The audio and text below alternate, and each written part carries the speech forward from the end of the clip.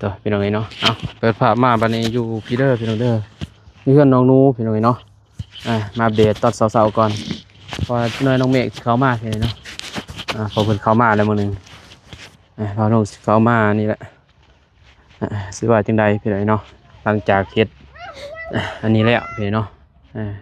มีข่าวดีเล็กน้อยทางน้องเมฆเพิ่นนั่นแหละก็ได้เงินพี่น้องเห็นเบิ่งคลิปทางเบาเตียงเพิ่นน้องเมฆเพิ่นเอาลงพี่น้องเนาะก่อนเมื่อกราบทักทายสบายดีสวัสดีเด้อพ่อแม่พี่น้องหมดสุขคนเป็นไงเนาะก็ยินดีต้อนรับเข้าสู่2บ่าวนุ่มเป็นไงเนาะพี่แหละติดตามกันนะโอ้ตอนนี้ย่านนี่น้ำใสหรอบ่หนูใสแหละ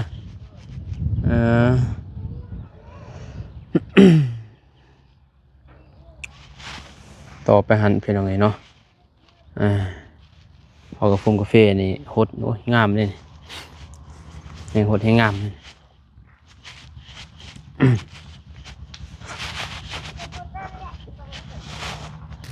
เด้อเป็นยังไงเนาะ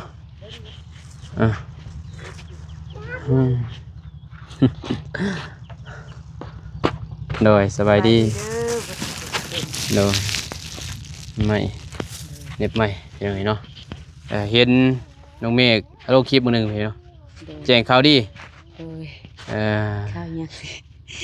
ทางใดผู้ใหญ่ทางใดเพิ่นบ่ให้ระบุชื่อมีแต่อยู่ต่างประเทศโดยดีแล้วเป็นยังไงเนาะ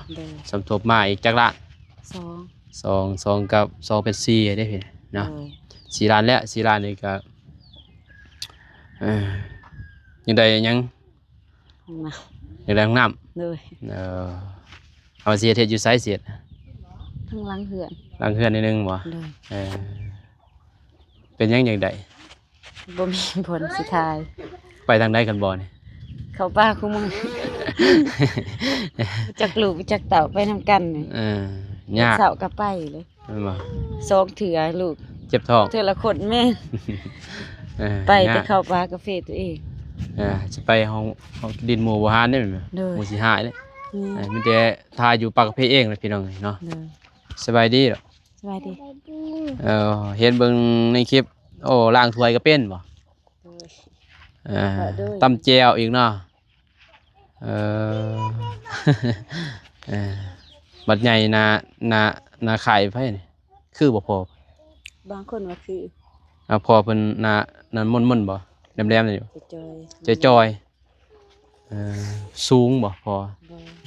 4กับ6เมตร5เมตร4ประมาณเม็ด5เมตร5ปลายบ่มีปลายแล้วเมตร50เพราะว่านุ่งเมตร60เป็นสิรุดอนุนิดนึงเนาะบ้ามันฮอดฮ้อนบ่เดี๋ยวเขียนนี่ยังคิดแน่ได้เนาะอันบ่าวนุ่งก็ยังคิดแน่อยู่พี่นะถ้าแต่งไปลงใส่ป่นเสกองผลแห้งคักเดี๋ยวเนาะซื้อมากใหม่ให้ได้ลูกบาซื้อลูกถูกบ่าวก่อนถูกไว้อยากบ่ฮะขอบใจหลายเด้อบังเป็นซื้อมาฝากไปแม่ฝนเอาไปให้น้องกินแม่ไปให้น้องไว้ไม่ลูกไม่ลูกไว้มันห่อนี่อยู่อย่าอยู่นำแม่ยาเด้ติดแม่เลยเนาะซื้อมาเกี่ยให้เพิ่นที่ซื้อยังตอนแรกยังเป็นสิแวะมาอีกเห็นไหมเนาะสมมุติเฮ็ดห้องน้ำเฮ็ดเบิ่งได้ทางลุ่ม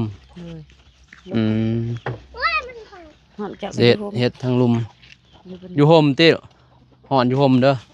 ฮ้อนเลยลูกบาซื้อให้มากบ่าวบาซื้อให้กับใจบ่าวสิได้เด้อสิได้กาแฟได้นี่มันอยู่ไสสิขุดบาทสิได้กาแฟมันงามนี่ขุดไว้เบื้องลุ่มบนกกสิดาโอ้ยบ่ใกล้บ่ใกล้แต่เสียดายกาแฟทางนั้นมันงามแต่บ่ปานใดว่าเนาะมันกระเทอะเฮ็ดทางคางบ่ได้บ่นี่อยู่นี่สมมุติว่าเฮ็ดกะสิได้ลีเนาะนี่ทางนี้ได้บ่นี่เบื้องหลังก็เป็นดินเขาแหละดินเขาโดย พิ่นนั่นบ่ เลย บ่เฮ็ดในนี้นี่ปิดหน้ามาทางนี้ บน ก็ นี้ คือก็ปิดหน้าทางนี้นี่แล้วขุดอยู่หันสะไปหันแค่นี้ตัวนี้ก็ปลาเลย แต่เสียดายเนาะ เลย ยังงามแต่บนนี้พี่น้องมันแนวน้ำมันหงนี่แล้วก็อาบน้ำใน น้ำล้างถ้วยบวงยังน้ำมันไหล โอ้เฮ็ดอยู่พุ่นใกล้เด้นั่นเนาะ ก่อนหัน อันสิเฮ็ดอยู่ไส มันกกสีดา ปุกสิดาพุ่นบ่ นี่ตัวนี้นี่ ตัวใด นี่แหละกกเดียว ปุกใหญ่หั่น เลย ป้าไก่เติบอยู่หันก็งามเหมือนกันกาแฟอยู่นี่เป็นหยังกระเตือนมันบ่ใหญ่ มันไก่นี่มันไก่โผด นะ มันไก่เหือนลาย เอ้าสำบายเจ้าได้อลงเจ้าย่านเด้ไปบ่ย่านบ่ เดิน อันนี้ สิระยะ แค่นี้ได้นี่แต่นี่อีกหน่ออ้อยเนาะสิได้อ้อยอ้อยกำลังเป็นอีกอ้อยกะพี่น้องเอ้ยโอ้ยางปุ่น ไปวอมมาพี่น้องเอ้ยปุ่นโอ้ใกล้เด้น้องหนูย่านเจ้าและขับกลางคืนไว้ยลงไปครับปุ่นกันกระทรายนี่แค่นี้คือเอาก่อนคือก่อนเฮ็ดแล้วเลยได้ เลย ยินบ่ เลย อันนี้เฮ็ดแล้วเลยได้คือก่อน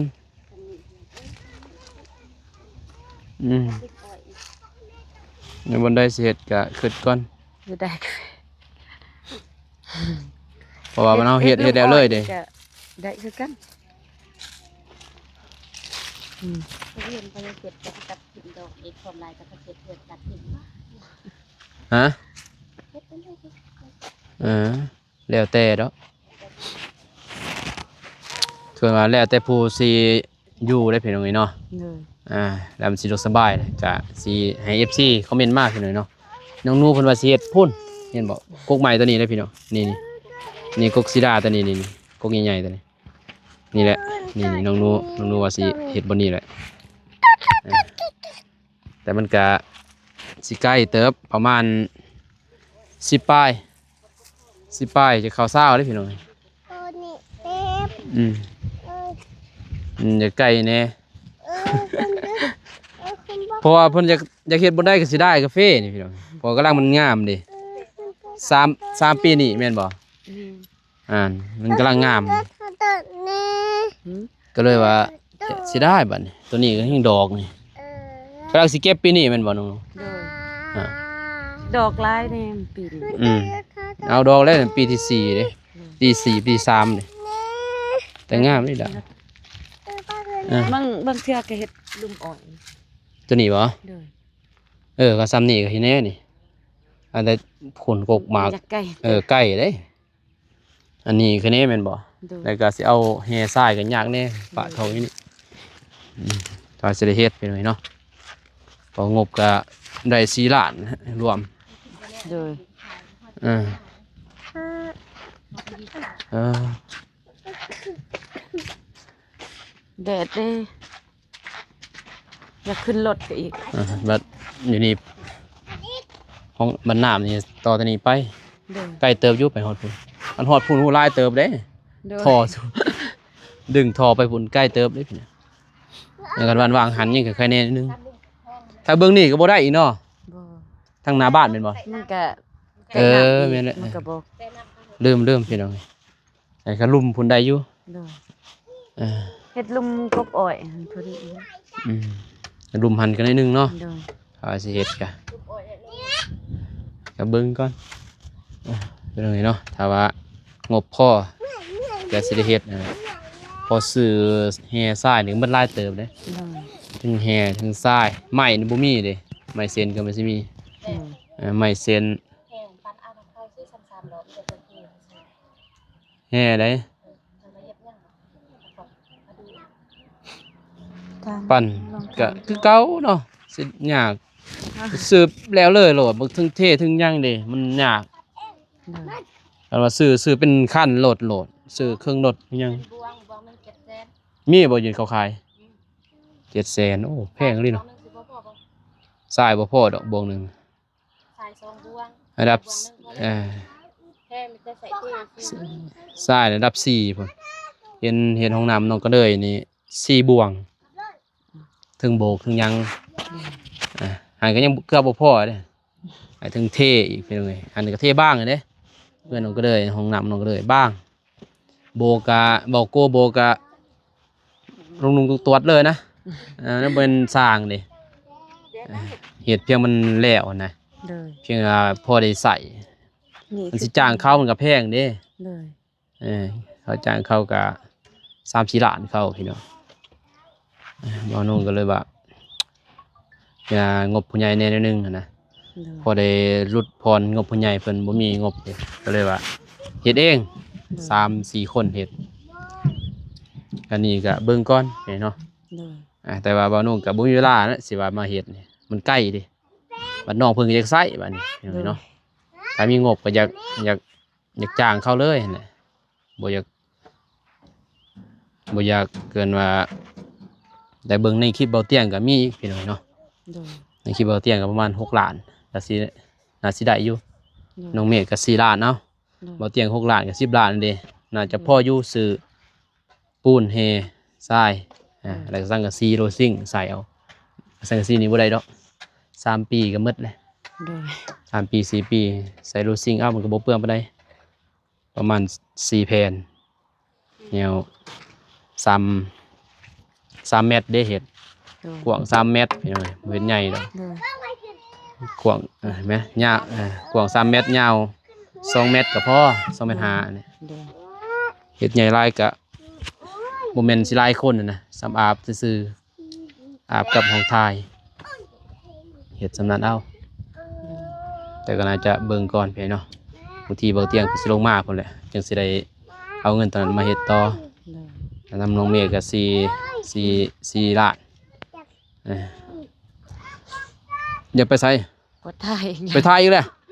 เอาแล้วไปมาใหม่พาไปถ่ายพุ่นพุ่นถือกระจกไปเฉพาะยังงามเนาะคาเฟ่เจ้าโอ้ยพี่น้องเอ้ยเห็นว่าไงสิมีห้องน้ำนี่ให้สิ แค่นี้แล้วก็มีห้องน้ำนี่บ่มีที่มันยากพี่น้องพูดไปถ่ายอยู่พุ่นแหละปลากระเพาะพี่น้องเอ้ยโอ้ไต่ต้นกันยากเลยพี่น้องเอ้ยบ่มีห้องน้ำต้องเลยไปถ่ายอยู่สวนกาแฟพุ่นถึงแม่ถึงลูกมีแต่แล้วน้ำพี่เนาะแล้วก็เพิ่นจะได้ห้องน้ำนี่แหละได้ห้องน้ำนี่จังว่ากันใหม่พี่เนาะได้ห้องน้ำว่าซ่อมแซมนี่ว่าเงินถ้ามีเงินซ่อมแซมเพื่อนนี้ใส่ไม้นั่นเสื้อลาเอาพี่เนาะแต่ดีแท้ก็ไม่แป้นแต่มันจึงมาตรฐานเขาแกะยากเสื้อลานี่ก็เคาะกระแตกเก้าพี่มันห่างกระแตกกันไม่แป้นนี่โอ้ใส่ไม่แป้นแบบนี้เคาะบ่ได้บ่แตกมีแต่งัดโดดใส่ระบบงัดเอาจึงได้นะแต่ว่ามันก็แข็งกลัวไม่เสื้อลาแต่ความทนทานแบบตากแดดตากฝนไม่เสื้อลาพี่เนาะแต่ตัวนี้มันบริทนเลยใส่ตัวนี้มันจะไหนก็ มันก็ถือพ่นถึงย่ำกับเปื่อยนะอันดีแท้ก็อันคักแน่กับปูนมาแล้วก่อพี่น้อยเนาะเกินว่าเขายังบกล้าไม่ได้ทุบพอเคนนี่ญาติพี่เนาะเขาทุบเขายังเพราะมันอยู่โซนบ้านเลยแต่คนมาเป็นโซนบ้านมาอยากแน่น้องเมฆเพิ่นเข้ามาแล้วเนาะแล้วก็เพิ่นออกไปพุ่นแหละไปหายแดงเพิ่นไปเนาะบ่าวนุ่งก็สิเข้าไปจะหน่อยหายแดงเข้าไปเบิ่งนิดนึงเนาะบ้านนี้ก็เข้าไปเบิ่งซื้อบริซอยเพราะว่านี่แหละมานี่มาหันเนาะถือว่าน้ำมันใส่ได้หมดมือบ่หมดบ้านนี้โปมบ่หมดบ้านถือว่าคักเติบพี่น้องเนาะกันปมแต่ที่บ่าวนุ่งกับน้องเมฆเข้าไปเมืองแล้วก็น้องเมฆมากก็ยังใส่อยู่ไซกินได้น้ำเลยพี่น้องนี่แหละอีกต่อเติมนี่แต่ว่าไม้นี่ได้อยู่ทนอยู่ อันนี้ไม่นั่นนี่พี่นะไม่ยังเกิดไม่ซนนะไอ้ตัวนี้แหละมันผุพังแตกตัวเก่าเด้ใส่ตัวเก่าเขาพี่น้องเนาะจะนำทานออกขึ้นมาแล้วก็ผมขอบใจทางผู้ใหญ่เพื่อนอะไรก็ว่าน้องจะออกไปหาน้องเมฆต่อไปเบิ่งเขาคุดนั่นแหละจังสิคุดจะบ่มื้อนี่ไอ้แดงเพิ่นคุดเพราะว่าช่วงนี้ถ้ามือคุดมือปลูกเพิ่นแล้วสิเอาน้องนูเพิ่นไปปลูกซอยแล้วก็น้องสลอกซาลี่นี่เนาะแล้วก็น้องก็เด้ยเพิ่นแหละสิลงแปลวหยังเอาเตียงมาปลูกกับผมกาแฟพอเพิ่นสิปลูกตอนก่อนสงกรานต์เพิ่นว่าจักสิทันจักบ่เป็นไดเนาะเพราะว่าวันที่4ที่5ที่6นี่ก็น้องบองเบาตูนจัดงานแต่งอีกเป็นไดเนาะจักเพิ่นสิปลูกตอนใดนะอาจปลูกก็ประมาณ 3-4 มื้อพุ่นแหละไปทิศพุ่นแหละเนาะปลูกกาแฟเพราะมันสิปลูก 2-3 มื้อสิแล้วเด้ถ้าคนหลายก็ประมาณ 2-3 มื้ออยู่ประมาณคนประมาณ50-60แต่ก็เบิ่งก่อนเนาะเพราะเพิ่นก็สิจ้างหลายคนก็เบิ่งยากอีกเพราะว่าเฮาก็ต้องจ้างคนที่เป็นนะเป็นปลูกถ้าว่าผู้ใดบ่เป็นก็มันยากแน่นะก็เลยว่าเอาคนบ่หลายปานใดพอเฮาได้เบิ่งได้เวลาปลูกนั่นแหละพอปลูกกาแฟเพิ่นซื้อมันแพงนี่ต้นหนึง 3,000 เนาะต้นหนึงกับผงกาแฟเบี้ยนี่น้อยน้อยกว่านี้อีกที่นี่กาแฟน้องนูนี่ซ้ำนี่แหละกาแฟบ่อเตียงกาแฟบ่อเตียงซ้ำนี่แหละซ้ำนี่แหละพอดีปลูกเพราะว่าใหญ่ซ้ำนี่ก็หากมันลายเป็นน้องนูซ้ำเอาบ่มีธงซ้ำไว้นั่นนี่พี่น้องเวลาไปปลูกก็คนเอาไปปลูกมันก็อยากบ่อยากงามปานใดคือเฮาใส่ธงหากมันสิลายในนิดนึงมันก็อันว่าใส่ปลูกแบบนี้ไปกลนออกแล้วไปปลูกแล้วก็สิตายเนี่ยอันนี้ก็สิดังพื้นเอาไปเลยดังฟืนดังรั้วเอาแหละโอเคนี้จะใส่แต่พื้นไม่มีทานเนาะทานก็แฝงซื้อซอบหนึ่ง20 ไปพันไปแหละอย่างนี้โอเคพี่น้อยเนาะรอถ่ายก่อนเบาโก้มึงนึงแวะไปหาเบาโก้กับบ่เห็นจะไปไซเบาโก้ส่วนมาพี่ส่วนไปหาเสียบใหม่ปวดมาเลย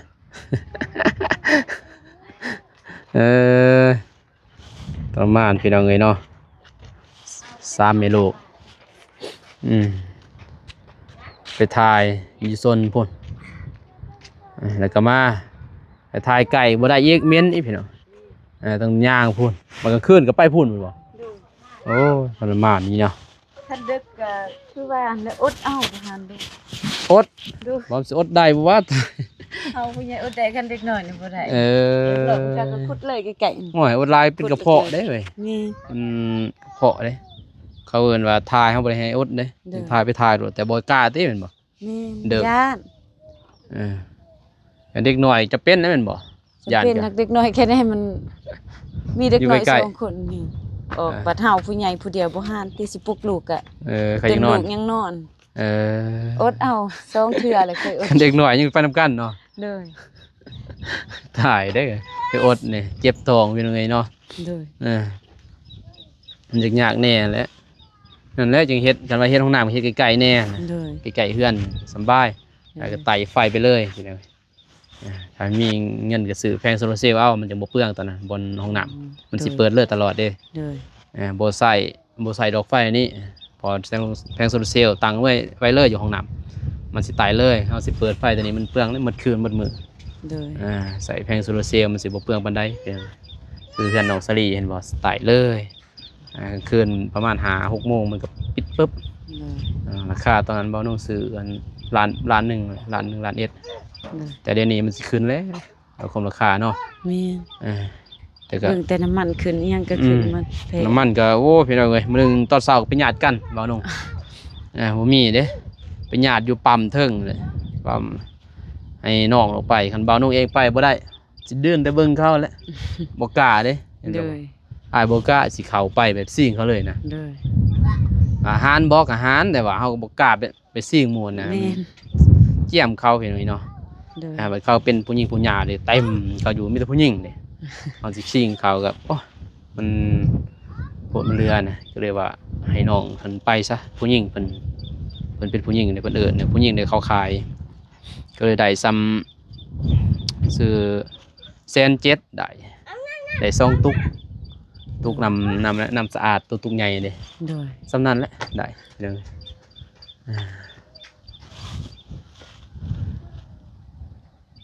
มีแต่ได้เงิน4 ล้านเนาะตอนนี้เนาะ โดย น้องเมฆบอกมันบ่ โดย ถ้าเฮ็ดนี่ก็หลายเติบได้ โดย ของน้ำแม่นบ่ โดย 10 ปลายล้านไปได้พี่น้องของน้ำเฮ็ดก็พาวเฮ็ดแล้วพี่น้องเนาะเพราะมันยากเลยจังฮอดฤดูฝนนี่ โดย ถ้าว่าได้งบก็เฮ็ดเลยเผามันแล้วนะพอฤดูฝนก็สิยากก่ออย่างยังนั่นไปถ่ายตอนยามฝนไปถ่ายไสกันบุกไปเลยบ่ ไปเลย แข่งพ่นเอา โดยบางเทื่อก็เอาพยางปก ขวมหัว ไปโดย ประมาณเว้าเลยคิดเลยก็เย็นผ้าพี่น้อง โดย เนี่ยอรีนั่นแหละเออบ างเทื่อก็สิปลดส่งบ่ทันนำจังสิ เออ ฝนตกแหน่แค่แหน่จะแต่ว่าเฮาเจ็บท้องนะ จำเป็นต้องได้ไปอดบ่ได้เลยย่อ ฝนตกเนาะก็จะเป็นนั่นแหละมันบ่มีห้องน้ำนี่ โดย เออเฮ็ดจังได๋มันก็สิได้อีดอกพี่น้องเนาะ โดย ใส่ลองเติมเบิ่งเพราะน้ำเบาเตียงก็มีเลย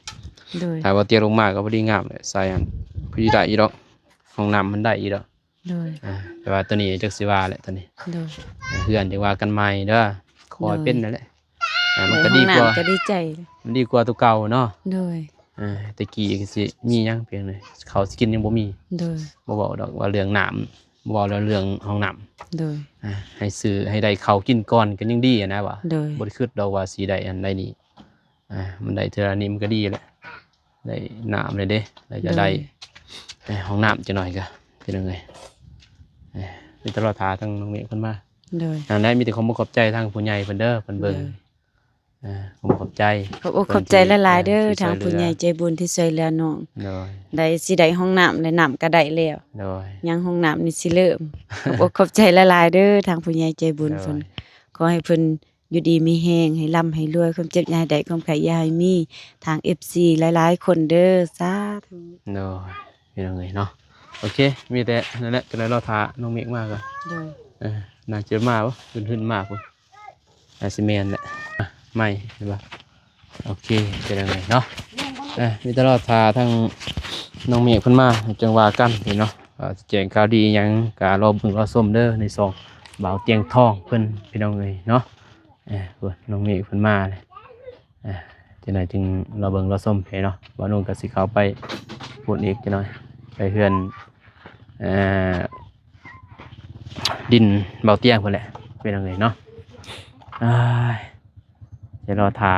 น้องเมฆมา ตอนเสาร์มันมาก่อนเดี๋ยวมาลำลัง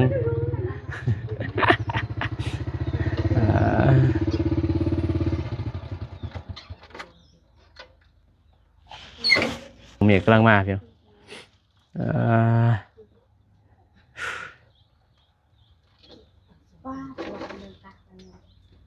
ฮ้อนบ่แวะไปพุ่นบ่ แวะไปชวน บ ลิสาเนี่ย บ่ได้อัปเดตบ่ไป บ่สิได้อะไร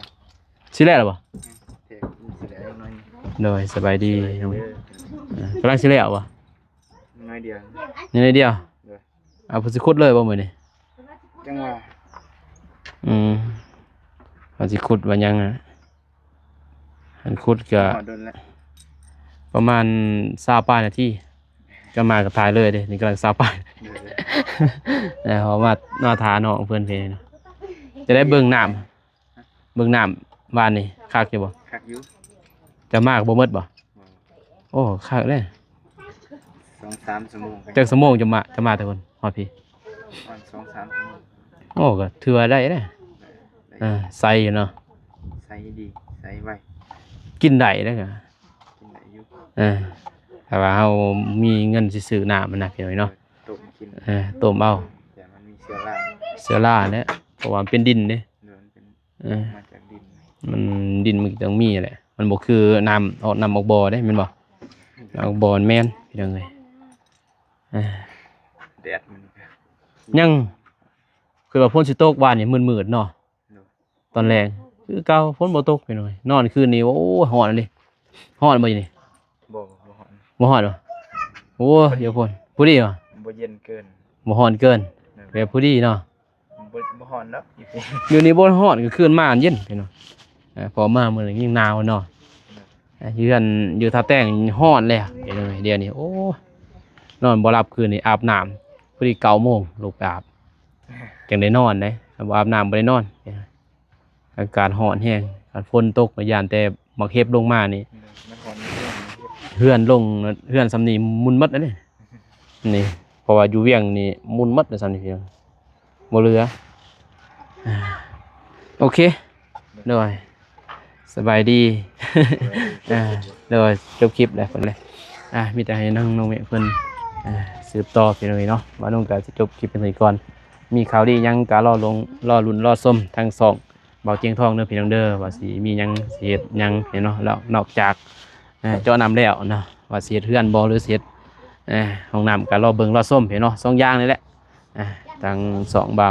เตียงทองพี่เนาะเอาคลิปนี้บ่น้องกาสิจบเพียงนี้ก่อนพอแม่พี่น้องเนาะขอขอบใจขอบคุณทางผู้ใหญ่ใจบุญ FC ทุกท่านที่เข้ามาติดตามรับชมพี่เนาะคลิปบ่น้องแต่ตุนจะจบคลิปก็ขอให้ FC ทุกท่านผู้ใหญ่ใจบุญทุกท่านจึงอยู่ดีมีแห้งหมดสู่ขู่สู่คนเด้อพี่น้องเด้อพบกันใหม่คลิปหน้าคลิปนี้ขอกล่าวคำว่าสบายดีพี่น้องเนาะไปบ๊ายบาย